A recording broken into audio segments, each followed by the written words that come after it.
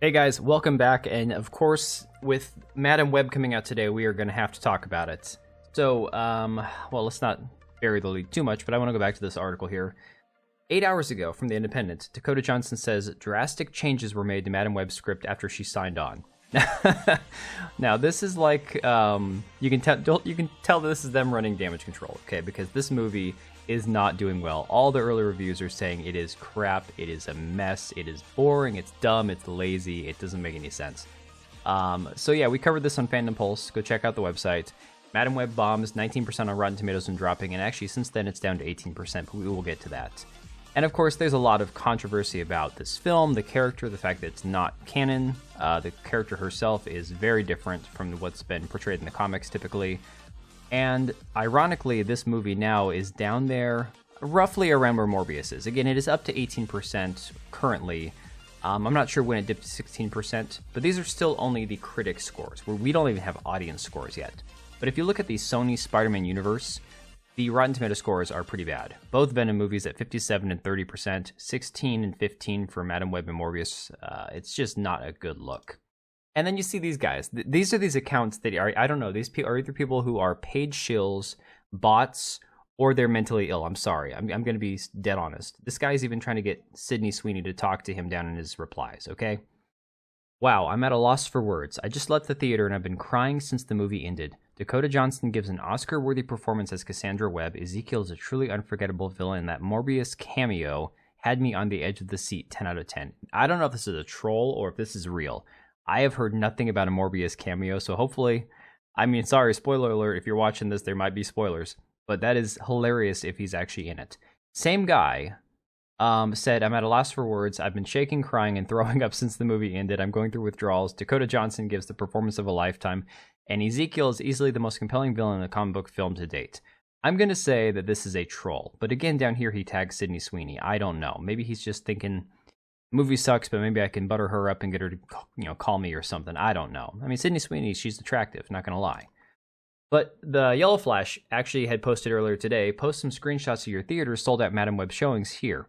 And when I looked 3 hours ago, my local theater, the 8:30 showing in the regular theater only had, I want to say it was 14 seats sold. And it's not a big theater, but out of all these seats, only 14 sold.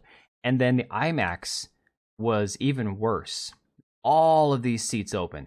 And these are for the 8 and 8:30 showings tomorrow night, okay? Pretty pathetic. The 11 o'clock tomorrow had like 2 seats out of the entire theater sold. Pretty pitiful. So, yeah, Madam Web currently sitting at 18%. It is not good. Most of the reviews are pretty brutal, pretty honest. Some of them saying like, it's a laughable affair, intentionally so at times, but for much of its 2-hour runtime, the laughs come at the expense of the arguably capable work being put in by its charming lead. Again, trying to sugarcoat it, but they gave it a D. Madam Web's burdened by too many threads and not enough fun. Still, it could be worse. It could be Morbius. I don't know. There are people saying it's actually worse than Morbius.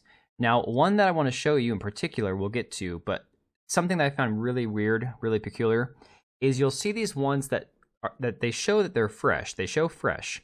But then they say, a strong premise, a talented cast, and some of the dopiest moments on the big screen in recent history.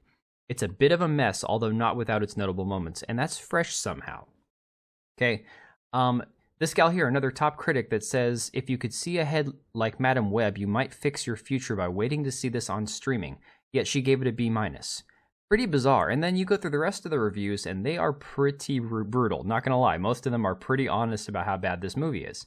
Then you get to even like Grace Randolph, who is a known feminist, practically Disney shill, Marvel shill on YouTube. And she says it's a new low for Sony's Spider-Man-less movies.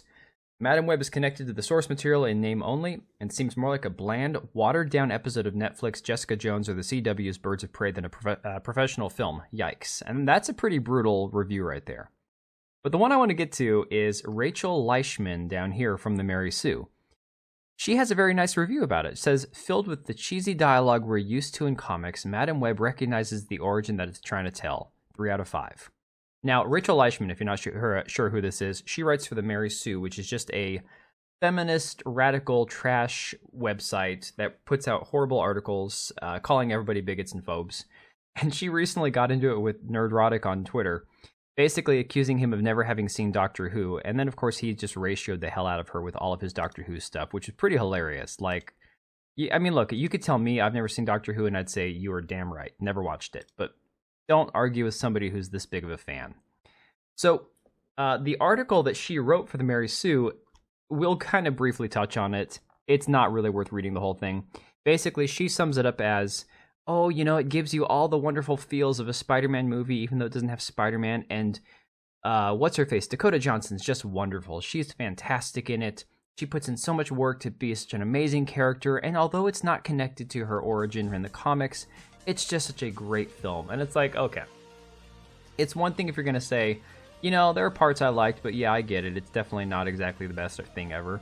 But go read the Mary Sue's article on it for yourself. It is embarrassingly bad. When you compare it to everything we've seen, to everything we know about what's been put into this movie, the drama behind the scenes, the changes, all the crap. Just the fact that she herself said that she didn't think she could see herself playing a superhero. And then you read this.